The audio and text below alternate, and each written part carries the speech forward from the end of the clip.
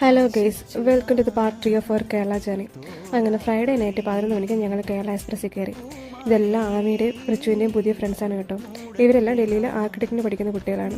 2 days ആമിക്കും റിച്ചുവിനും full ബോറടി ആയിരിക്കും എന്നാണ് വിചാരിച്ചത്. പക്ഷേ പുതിയ ഫ്രണ്ട്സിനെ കിട്ടിയതുകൊണ്ട് അവരുടെ ബോറടിയും മാറി, ഞങ്ങളുടെ ബോറടിയും മാറി.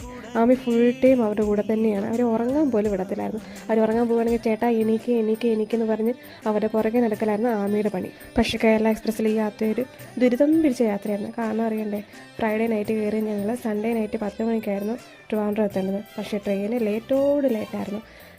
സൺഡേ 10 മണിക്ക് എത്തുന്ന രാത്രി 10 മണിക്ക് എത്തുന്ന ട്രെയിന് ട്രിവാൻഡ്രത്ത് എത്തിയത് പിറ്റേന്ന് രാവിലെ, അതായത് മൺഡേ രാവിലെ 10:30-ക്കായിരുന്നു ട്രെയിൻ എത്തിയത്. ഏകദേശം ഒരു 12-13 മണിക്കൂറോളം ട്രെയിൻ ലേറ്റായിരുന്നു. ഞങ്ങൾ ഇനി ട്രിവാൻഡ്രം സെൻട്രൽ എത്തുന്നവരെ കാത്തിരുന്നില്ല. പേട്ടയിൽ നിർത്തിയപ്പോഴത്തേക്കും ഞങ്ങൾ പേട്ട റെയിൽവേ സ്റ്റേഷനിൽ കയറിയപ്പോൾ നല്ല തണുപ്പായിരുന്നു. നാട്ടിലെത്തിയപ്പോഴത്തേനും നല്ല ചൂടായിരുന്നു. വിശപ്പിൻ്റെ വിളി വന്നുകൊണ്ട് ഞങ്ങൾക്ക് എത്രയും പെട്ടെന്ന് വീടെത്തിയാൽ മതിയെന്നായിരുന്നു. അവിടെ ഒരു പാർക്കുണ്ടായിരുന്നു. ആമിയുടെ റിച്ചുവിൻ്റെ വലിയപ്പോൾ വരുന്നതിന് വരെ അവർ കിട്ടിയ തക്കത്തിന് പാർക്കിൽ കളിക്കാൻ വേണ്ടി ഓടി.